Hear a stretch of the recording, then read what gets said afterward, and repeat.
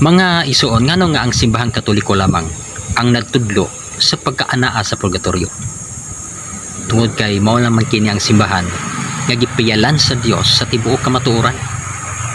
Suma sa sulat ni San Mateo sa iyang kapitulo 13 bersikulo 11, ningon siya, ang mga tinago sa gingarian sa Dios ipadayag na kaninyo, apan wala ipadayag sa uban.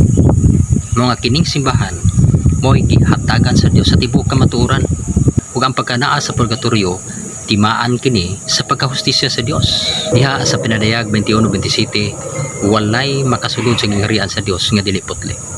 Mao nga si San Mateo sa iyang kapitulo 5 bersikulo 48, be perfect because God is perfect. Nasa to pa, magmahingpita aron kita makasulod sa gingarian sa langit.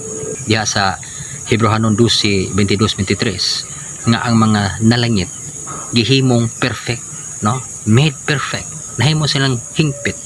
Tungod kay dili lagi ta makaduol sa Dios kun dili ta hingpit. Nasa Job 13:16. Mga human sa kamatayon mo undergot kita sa Dios diha sa iyang atubangan alang sa paghukom. Hebrehanon 9:27 nga ang tao kinahanglan mamatay sa makausa o tapos nini paghukman siya sa Dios. Ano sa may basis hukom kung unsa ang nabuhat maayo daw tan dinhi sa kalibutan. Mao nga diha sa paghukom sa kalag, human nga ang kamatayon midangat kaniya kay ang kamatayon mo man ang pagbulag sa lawas ug kalag. Now, ang kalag matubang sa Dios, and that is individual judgment. Mo kana ang tinagsang hukom. Lahi man tong general judgment kay panahon naman to sa kining katapusan nga pagbalik ni Kristo dinhi sa yuta. Na human sa kamatayon hukom. Unya ang kalag makadawat og ganti og silot. Kung maayo ang maong binuhatan sa tao samtang buhi pa, malangit siya. Kung way paghinulsol naglunang sa kasalanan, may impyerno siya. Apan kung ang usa ka tao nga namatay, apan anaa sa kahimtang sa pagkaadunay sala nga diyutay, nandili siya malangit, dili pod maimpyerno. Ug kana ibutang siya sa kahimtang o lugar nga purgatorio. Ug diha sa Biblia ang konsepto sa purgatorio, giklaro ba ya? Naa sa unang Pedro nga si Kristo sa dihang namatay o ang iyahang espirituhanong nga bahin miadto sa makalag nga bilanggo. So unsa man ang lugara? Dili na langit, tungod kay ang langit dili man bilangguan. Labi nang dili na impyerno, tungod kay dili na kinahanglan walihan ang mga na impyerno. Pero si Kristo unsay asoy diha sa sulat ni San Pedro atong unang Santo Papa, miadto siya sa mga kalag nga nabilanggo along sa pagwali. So walihan pa ba ang impyerno na? No? So kana nga bilangguan ang simbahan mitawag niya na og purgatorio. Limpyuhan una siya makasuod sa gingarian sa langit. Manang gitawag sa CCC 10:30-31, the final purification and final purgation. O kinsa man ang makaadto sa purgatorio kadtong nangamatay nga naa sa kahimtang sa diyutay nga sala o wala pa makahingpit pagpanghimayad sa ilang mga sala nga binyal o sa ilang mga sala nga mortal nga napasaylo na.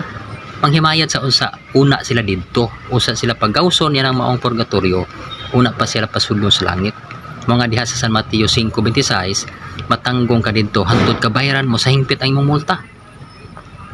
So mao na ang nakasulat diha sa balang kasulatan. Klaro kayo mga konsepto diha sa purgatorio. Unang Korinto 3:14-15 nga dili bali nga moagi og kalayo apan maluwas pa. So iagi og kalayo mao nang gitawag sa Griego og por katairo. Por means fire, unya katairo cleansing. So dunay cleansing through fire. Paglinis nga dili pinagis tubig kundi pinaagi sa kainit sa siga. So mao nang purgatorio, pagalinisan una aron sila mahingpit o aron sila mainitan sa grasya sa Dios, maggawa sila yan ang maong kasakitan, pasudlo na sila sa langit. So gikinahanglan ang pagpanglinis kay putli raman makasaka sa langit. Mao kana ang doktrina sa ato ang Ginoo nga doon nagyoy paghinlo, paglinis. Nasa Zacarias 13:9-9 nga moagi sila og kalayo ay katulong bahin pagalimpyuhan pinagi sa kainit sa kalayo. So cleansing through fire, that is purgatory. Gitudlo na diha sa Biblia, no? So dawaton naton ang kamatuoran kay mao kana ang gitudlo sa Dios ug sa mga apostoles, labi na ni San Pablo, kaduna gyud cleansing through fire, and that is purgatory. So maigsoon mo kana atong pagbambit regarding nang doktrina sa purgatorio nga nagtimaan day kana sa hustisya sa Dios. So maington tatong tanan. Oh, God bless.